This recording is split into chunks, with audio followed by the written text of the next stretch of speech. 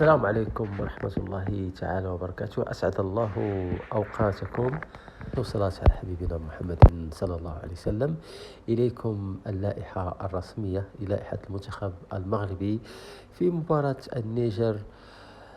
أعلن الناخب الوطني وليد الركراكي يوم الجمعة بمركب محمد السادس بسنة عن اللائحة النهائية المستدعاة لمواجهة منتخبي النيجر وتنزانيا يوم 21 و 25 مارس الجاري على التوالي برسم تصفيات كأس العالم 2026 بالملعب الشرفي بوجدة.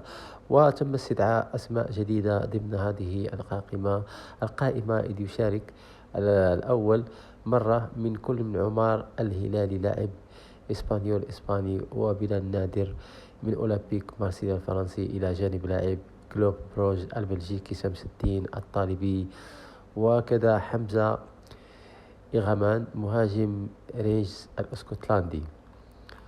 وفي المقابل عرفت اللائحة غياب المهاجم أيوب الكعبي بسبب الإصابة، في حين تمت المناداة من جديد على جواد يميق ومهدي بن عبيد.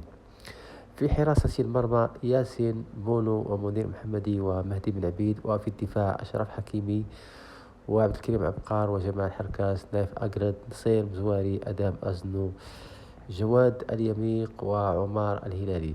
وسط الميدان عز الدين أناحي، إسماعيل صباري، أسامة زرغالين، سفيان أمرابة، بلال خنوس، بلال نادر. وفي الهجوم شمس الدين طالبي، حمزة إغامان، سفيان رحيمي، يوسف الصيري، أسامة الصحراوي، عبد الصباح الزلزولي، وإبراهيم دياز، وأمين عدلي، وإلياس بن صخير. إخواني، وصلنا إلى نهاية الفيديو، إلى حلقة قادمة إن شاء الله.